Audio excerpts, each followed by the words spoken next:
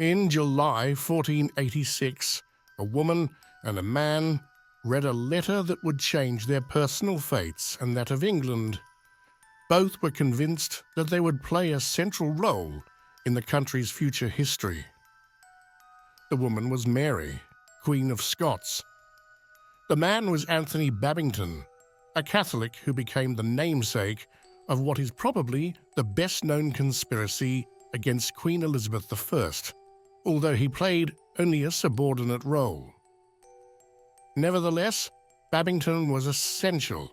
The 25-year-old knew Mary personally, having been a page in the household of the Earl of Shrewsbury as a child, under whose supervision Mary was placed.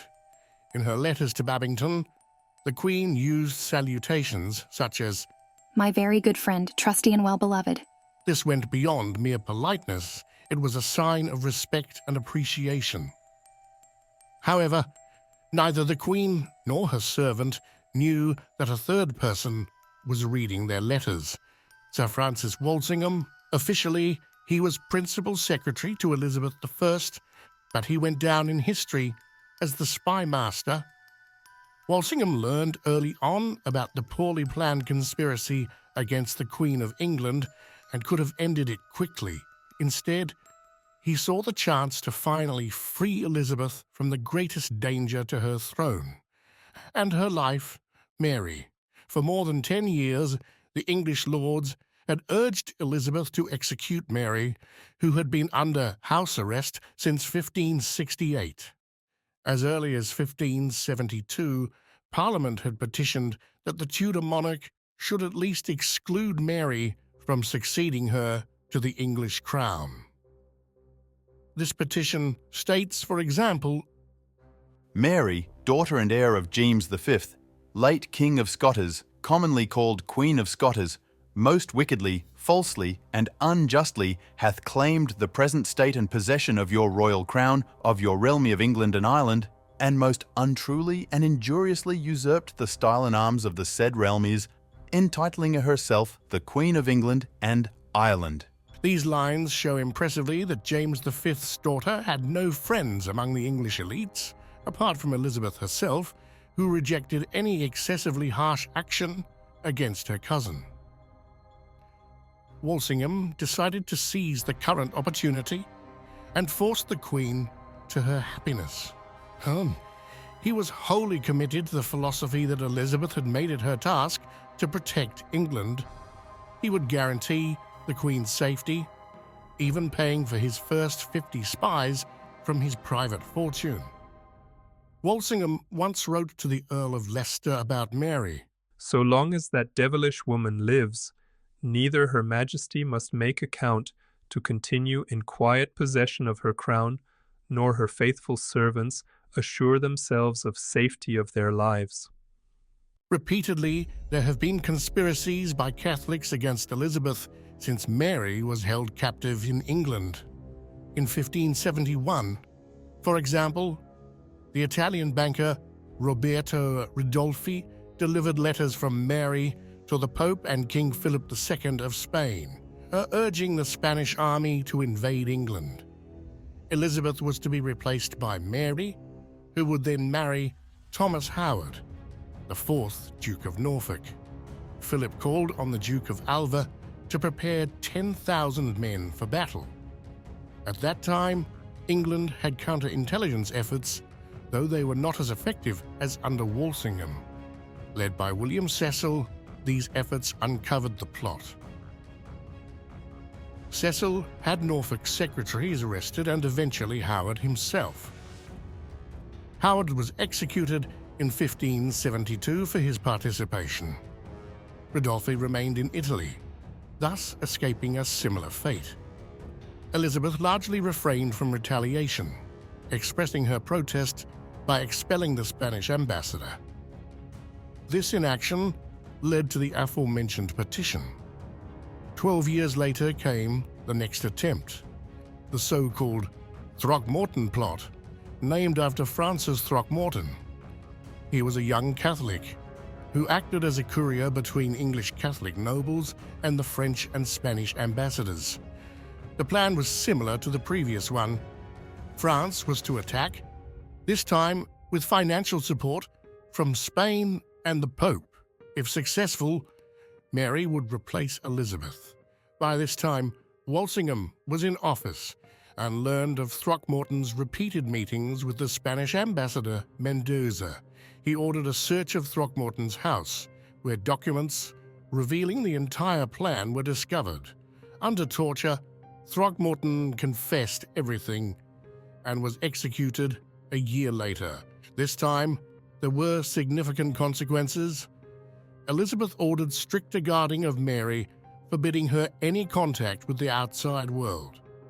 This was not in Walsingham's interest, as it made surveillance more difficult. Moreover, a growing unease spread among the English elites, perceiving the Catholics as an internal threat. From then on, Elizabeth's spymaster regularly monitored leading representatives of the old faith. Again, voices were raised that Elizabeth must execute Mary. Her future Lord Chancellor, Sir Christopher Hatton, did not go quite that far in 1583, but summarized arguments why the Queen should not release her cousin. For example, he wrote, "She is the only instrument to work the overthrow of religion in this whole island, and sought by all means of practice of the crowns of Spain and France. By her liberty she shall stand cleared in the eyes of the world for the conspiracy of the K's death." K in this case refers to Elizabeth, although it is the abbreviation for King and not Queen. Interestingly, only a year later, Hatton pleaded for Mary's release, but was not heard. The Throckmorton plot became known in November 1583. Mary had complained loudly to Elizabeth about her treatment in April of that year, even mentioning Throckmorton by name. I fade in the paragraph. It is possible that she drew Walsingham's attention to the man who would become the central conspirator.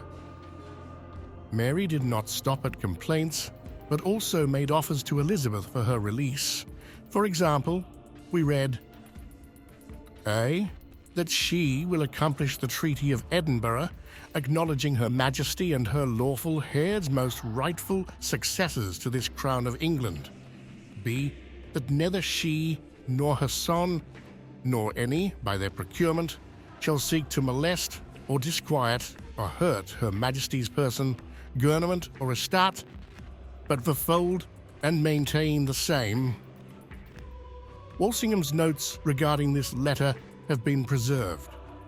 He wondered what authority or consent Mary thought she had to make such promises. He advised that Elizabeth needed to know this before she could make a decision, and Walsingham saw it as his task to obtain this information. It quickly became apparent that Mary was making empty promises. This, combined with the coup attempt and the fact that Pope Pius V had already granted English Catholics the right to overthrow Elizabeth I in 1570, was too much for Walsingham, Cecil, and a few others. They concluded the bond of association, pledging to execute any person who would attempt to ascend the throne and/or kill the Queen. Hundreds of Englishmen signed the bond, including Mary. In 1584, the bond was further developed into a law. The Act of Association created a special rule specifically designed to kill Mary. Anyone for whom an attempted coup was intended should always be executed, regardless of whether he or she was involved. Elizabeth agreed, which makes it worth further research to what extent she was actually privy to the following events. No one misunderstood whether this regulation was about Mary. To cut her communication networks, the former Scottish Queen was transferred several times.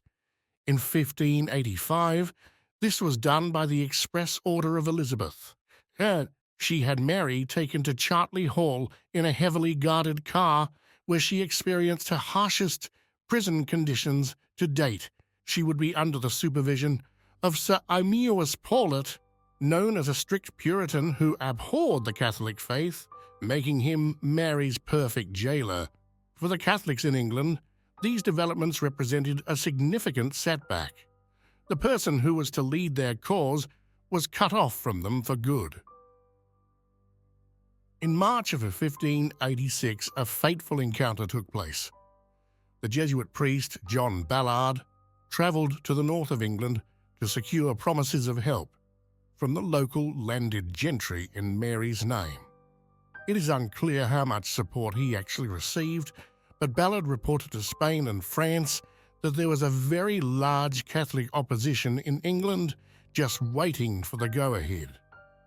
Babington later testified that Ballard was confident of the support of the Catholic League from the continent after describing the strength of the Catholic opposition in England. He told me he was returned from France upon this occasion. Being with Mendoza at Paris, he was informed that in regard of the injuries done by our state unto the greatest Christian princes, by the nourishing of sedition and divisions in their provinces, by withholding violently the lawful possessions of some, by invasion of the Indies and by piracy, robbing the treasure and the wealth of others, and sundry intolerable wronges for so great and mighty princes to endure, it was resolved by the Catholic League to seek redress and satisfaction, which they had vowed to perform this summer without farther delay, having in readiness such forces and all warlike preparations as the like was never seen in these partes of Christendom.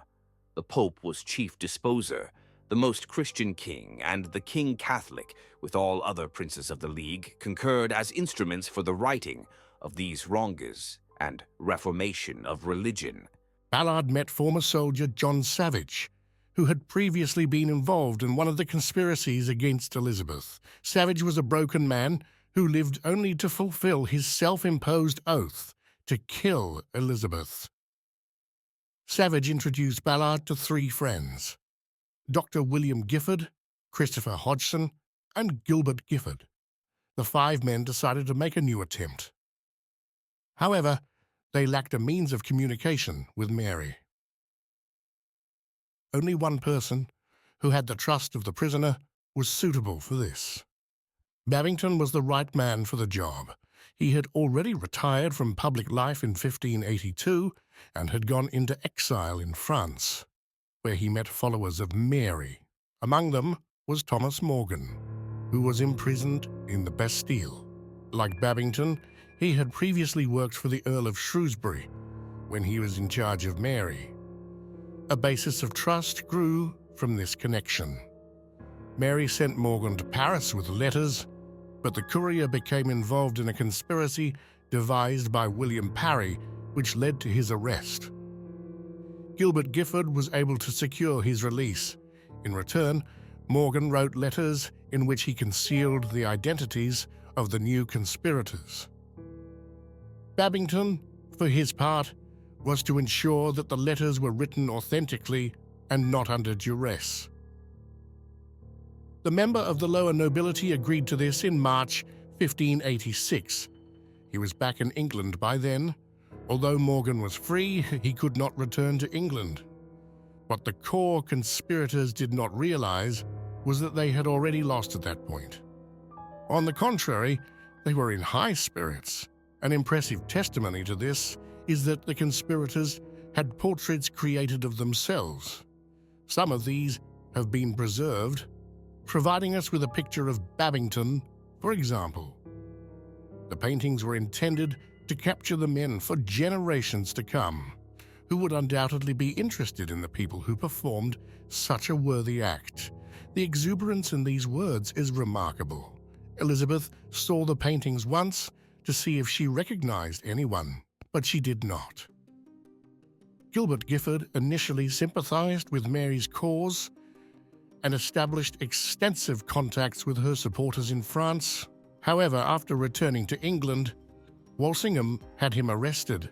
In exchange for his freedom, Gifford agreed to work as a double agent, providing a constant stream of information to Elizabeth's Spymaster. Gifford wasn't Walsingham's only infiltrator. Robert Poley, another agent, cunningly placed himself among the conspirators by claiming he could provide them with valuable information from inside Walsingham's household. This effectively ruled out a repeat of the 1583 conspiracies.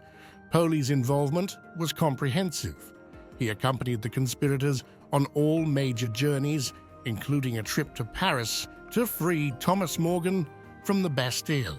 The conspirators shared all their plans with Poly, using him to gauge Walsingham's awareness of their activities. As a result, Walsingham received timely and crucial information about their plots. Walsingham also devised a method for the conspirators to supposedly communicate safely with Mary. Gifford informed them that a brewer who supplied Chartley Castle could secretly transport letters in watertight cavities within the barrels. In reality, Walsingham and Paulet had selected this brewer specifically for this purpose, indicating that Mary's jailer was fully aware of the plans. Gifford assured the conspirators that the brewer would securely transport letters to and from Mary. However, Walsingham intercepted all the correspondence, with Gifford making copies of every letter before delivering them. One challenge remained. Babington and Mary encrypted their letters. Babington did not share the cipher with the other conspirators, likely as a safety precaution to prevent the need to change the code if one of them were caught. Without Babington, communication would break down due to Mary's severe imprisonment conditions. Walsingham addressed this by hiring Thomas Phillips, a language and cipher expert. Phillips quickly cracked the code by hypothesizing that the most common character was an E, the most frequent letter in English. The calculation proved correct, revealing that Babington and Mary used a shift cipher with numbers, symbols, and letters. Stationed at Chartley Hall, Philippe swiftly translated the letters into readable text. Some letters were lengthy, but by summer 1586, the content became explosive. On June 25th, Mary wrote to Babington, I have understood that vipon the ceasing of our intelligence there were addressed unto Yao, both from France and Scotland, some paquets for me. I pray Yao, if any be come to your handies, and be yet in place, to deliver them to the bearer hereof, who will make them be safely conveyed veen to me. Mary expected packages from the conspirators to be delivered by a courier commonly identified as Thomas Barnes, also referred to as Barnaby. It is now proven that Barnaby and Barnes were not the same person. However, Barnaby was also one of Walsingham's spies, though the exact contents of the packages remain unknown. On July the 6th, Babington responded, stating that the Catholic princes of Europe had joined the conspiracy. He outlined a plan for re-Catholicizing England, contingent on Mary's approval. First assuring ye of invasion of sufficient strength in the invader, porters to arrive at, appointed with a strong party at every place to join with them, and warrant their landing ye, the deliverance of your majesty, the dispatch ye of the vice-sur-page competitor, for the effecting ye of all which, if it may please your excellency to rely ye upon my service, I vow and protest before the face of Almighty God, who miraculously hath long preserved your sacred person, no doubt to some universal good end, that what I have said shall be performed, or all our lives happily lost in the execution thereof, which vow all the chief actors herein have taken solemnly, and are upon assurance by your majesty's letters vent to me, to receive the blessed sacrament thereupon, either to prevail in the church's behalf and your majesty's, or fortunately to die for that honorable cause. Babington elaborated on plans to remove Elizabeth, clearly implying her assassination. For the dispatch of the vice-sur-pair, from the obedience of whom, by the excommunication of her, we are made free, there be 6 noble gentlemen, all my private friendes, who for the zeal they bear to the Catholic cause and your Majesty's service will undertake that tragical execution. Though not explicitly stated, it was clear Elizabeth was to be killed. Mary couldn't have been under any illusions about this, despite her later denials. The plot also targeted Elizabeth's Privy Council and other high-ranking nobles. Babington claimed he would free the Queen with other conspirators. In her July 17th response, Mary emphasized the need for foreign aid, but agreed in principle to the plan. For I have long ago shown unto the foreign Catholic princes what they have done against the King of Spain, and in the time the Catholics here remaining, exposed to all persecutions and cruelty, do daily diminish in number, forces, means, and power. So as, if remedy be not thereunto speedily provided, I fear not a little, but they shall become altogether unable for ever to rise again, and to receive any aid at all, whensoever it were offered. Then for mine own part, I pray you to assure our principal friends that, albeit I had not in this cause any particular interest in this case, I shall always be ready and most willing to employ therein my life, and all that I have, or may ever look for in this world. These lines also reflect Mary's depression. Having learned that her son James had betrayed her for Elizabeth, nonetheless, she endorsed the project. Walsingham had everything he needed, but he wanted irrefutable proof that Mary knew Elizabeth was to be murdered. He likely forged an addendum to the letter, which reads, I would be glad to know the names and qualities of the 6 gentlemen which are to accomplish the designment, for that it may be I shall be able, upon knowledge of the parties, to give you some further advice necessary to be followed therein, as also, from time to time, particularly how you proceed. And as soon as you may, for the same purpose, who be ready, and how far everyone privy hereunto. While there has been debate, it is now widely agreed that this edition is fake. Walsingham hoped Babington's explicit description of the 6 conspirators would remove any doubt about their intentions. Babington later testified he received the letter with the addition but did not mention it in his final reply, dated August 3, 1586. Instead, he wrote, Your Majesty may understand that one Maud that came out of France with Ballard, who came from Mendoza concerning this affair, is discovered to be for this state. Ballard acquainted him with the cause of his chomminge, and hath employed him of late into Scotland with letters, by whose treachery unto my extreme danger myself have been, and the whole plot is like to be brought, and by what means we hoe in part prevented, and purpose by God's assistance to redress the rest, your Majesty shall be by my next letter informed. Babington's vague hope of writing again suggested the plot was over. What had happened? Walsingham had caught a co-conspirator, Bernard Maud, and Babington learned of this. Then events unfolded rapidly. A day after Babington's last letter, Ballard was arrested and, under torture, revealed Babington's name. Babington officially tried to negotiate his surrender and confession, but fled with some conspirators, hiding in Jerome Bellamy's house in Harrow. They were eventually caught by the end of August, though the exact details remain unclear. Mary learned in August that it was all over. She was arrested on August 11th, during one of her few permitted rides. Her secretaries were taken for interrogation, her premises searched, and her servants handed everything over to Walsingham's men to save themselves. Babington and the other conspirators had no such chance.